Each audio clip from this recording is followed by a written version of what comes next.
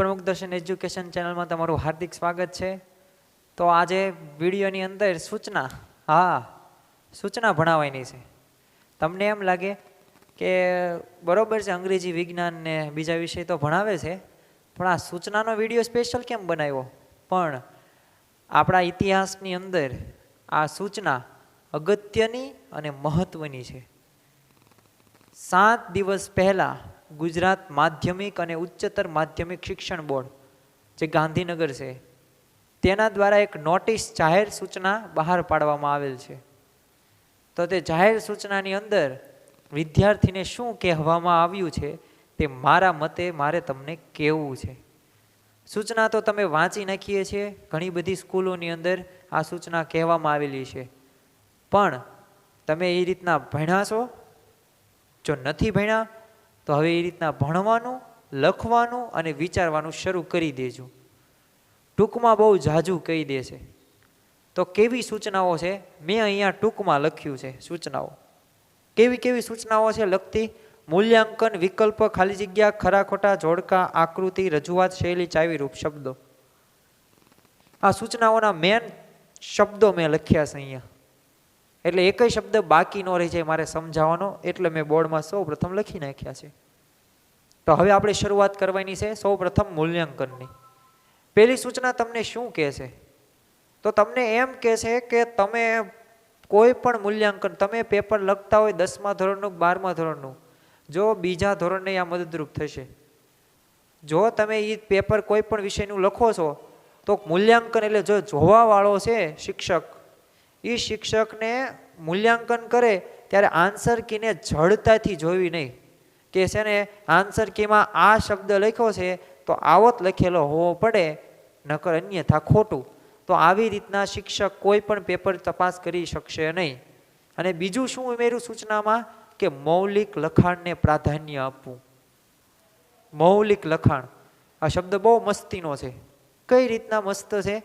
મૌલિક એટલે શું? તમે કોઈ પણ વસ્તુ ભણો, કોન્સેપ્ટ ભણો, સમજો, વિચારો, લખો, અને પછી તમારી રીતના તમે એ લખી પ્રેઝન્ટ કરો તમારી શૈલીમાં, તો એને મૌલિક ભાષા કે બસ। તો હું બોર્ડવાળા કહે છે આપણને, ગાંધીનગર વાળા, કે તમે મૂલ્યાંકન કરો ને ત્યારે મૌલિકતા નહીં, તમે તપાસો, એના આધારે તમે એને ગુણ આપો। તો આપણા માટે જો ફાયદો, ગોખવાનું બંધ કરી નાખો, કારણ કે હવે એ રીતના થશે નહીં। વર્ષોથી થતું આવ્યું છે પણ હવે નહીં થાય।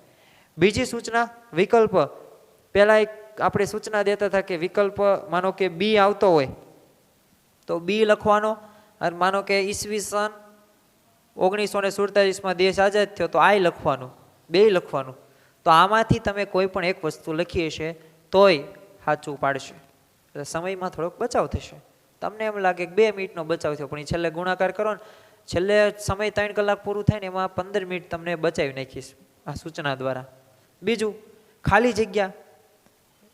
આપણે શિક્ષકો દ્વારા અત્યાર સુધી માર્ગદર્શન આપવામાં આવતું હતું, ખાલી જગ્યા હોય તે આખી લખવી, આખું વાક્ય લખવું, પણ આપણને ગુજરાત માધ્યમિક અને ઉચ્ચતર માધ્યમિક બોર્ડ શું કહે છે કે હવે ખાલી જગ્યામાં તમે ડાયરેક્ટ જે જવાબ આવતો હોય, જે જવાબ એ જવાબ લખી નાખવાનો, અને ખાલી બસ પૂરું, ખાલી જગ્યા થઈ ગઈ, વાક્ય આખું લખવાની જરૂર નથી।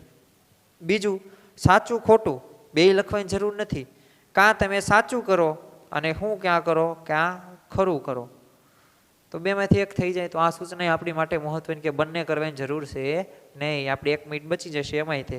જોડકામાં બહુ આમાં તો છે ને તીર છે ને આવી રીતના કરવી, આમ કરવી, આમ કરવી, આમ કરવી, આવી રીતના જોડતા હતા, અને આપણે સાહેબો આપણને મારતા હતા।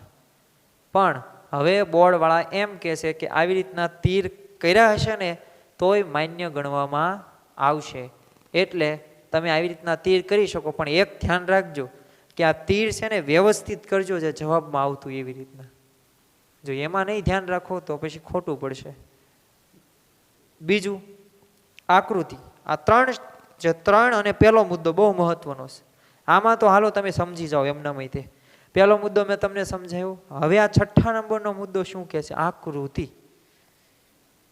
કોઈ પણ પ્રશ્નની જવાબની અંદર આકૃતિ નો આવતી હોય અને તમારી બુદ્ધિ ક્ષમતા ચાતુર્યથી કુનેહપૂર્વક તમે જો આકૃતિ દોરો તમારી રીતના પછી કોઈ પણ પેન્સિલથી ફૂલપટ્ટી લઈને વ્યવસ્થિત મુદ્દા કોષ્ટક સ્વરૂપે ગોળ સ્વરૂપે જો તમે દોરો અને સમજાવો તો યથા યોગ્ય પ્રમાણે જે જોવાવાળો શિક્ષક છે એને ગુણ આપવા પડે એ હું નથી કહેતો, બોર્ડ કહેશે.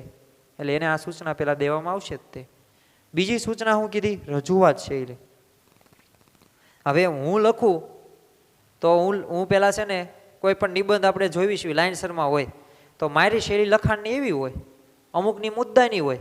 તો પછી જેને મુદ્દા નથી પાડ્યા તો એને કાંઈક ખોટું કરવામાં ખોટું પાડવામાં ન આવે તો એની શૈલી હું શૈલી લખવાની લખાણ પદ્ધતિ એવી, ભલે મુદ્દાની પદ્ધતિ સારી કહેવાય પણ એની શૈલી નીચે છે. ટૂંકમાં ઓલા મુદ્દામાં 7 લીટી કરી હોય, ઓલા 3 લીટીમાં પૂરું કરી નાખ્યું હોય તો કંઈ ખોટું ન કહેવાય 3 લીટીવાળો 7 લીટીવાળો. તો શૈલી અલગ અલગ હોય તો તમને માર્ક મળશે. અને છેલ્લું ચાવીરૂપ શબ્દો, મહત્વનો પોઈન્ટ. અત્યારે અમે ચાવીરૂપ શબ્દો લખ્યા હતા. હા, ચાવીરૂપ શબ્દો જે મને યાદ રાખવા મદદરૂપ થયા. મારે સૂચના આખી તો તમારે વચાય ન કરતો તમે સાંભળો નહીં. તો ચાવીરૂપ શબ્દો કેવા? તો તમે કોઈ પણ પ્રશ્નની જવાબમાં સારમાં તમે જે મેન શબ્દો આવી જતા હોય ને જવાબમાં, તો બોર્ડવાળા પેપર ચેક જે કરવાવાળા હોય એને માર્ક આપવા પડે અને આપવા પડે. કારણ કે તમે મુખ્યત્વે જે મુદ્દો સમજાયો હતો ને એ તમે અંદર ઉમેરે એવા શબ્દો નાખ્યા મૂક્યા છે. એટલે આવી રીતના આપણે સુધારા કર્યા છે જે થોડાક દિવસો પહેલાં જ તે પ્રેસ રિલીઝ થઈ છે. તો જેને નથી ખબર આ સુધારાની તે અત્યારે આ વિડીયો દ્વારા તમને જાણકારી મળી ગઈ. મેન આખા વિડીયાનો સાર શું છે, સારાંશ.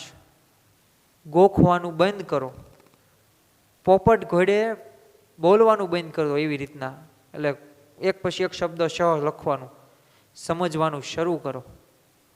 પરિસ્થિતિને સમજો, યાદ રાખો. પ્રશ્નોને સમજો, યાદ રાખો અને પછી લખો જવાબ તમારી રીતના. તો આ હારે આવજે. અને આ જો આ સુધારો એક નાનકડો અમથો સુધારો આ ભવિષ્યમાં ઘણા બધા વિદ્યાર્થીઓની જિંદગીને અસર કરશે અને ઘણો બધો લાભ થશે. કારણ કે ગોખવાનું બંધ થશે. કારણ કે ગોખવાનું જ થશે. અત્યાર સુધી ગોખતા જ હતા બધા. ગોખવાનું બંધ થશે, સમજવાનું શરૂ થશે. તો જ્યારે વ્યક્તિ કોઈ વિદ્યાર્થી સમજવાનું શરૂ કરી દે ત્યારે એને બાહ્ય પરિસ્થિતિનો બધોય સામનો કરી શકે. આવું મારું માનવું છે. અને તમે પણ સમજો છો કે જે વસ્તુ સમજી ગયા એ વસ્તુ તમને આવડે છે. એનું કારણ શું? સમજ્યા છો, ગોખ્યું નથી.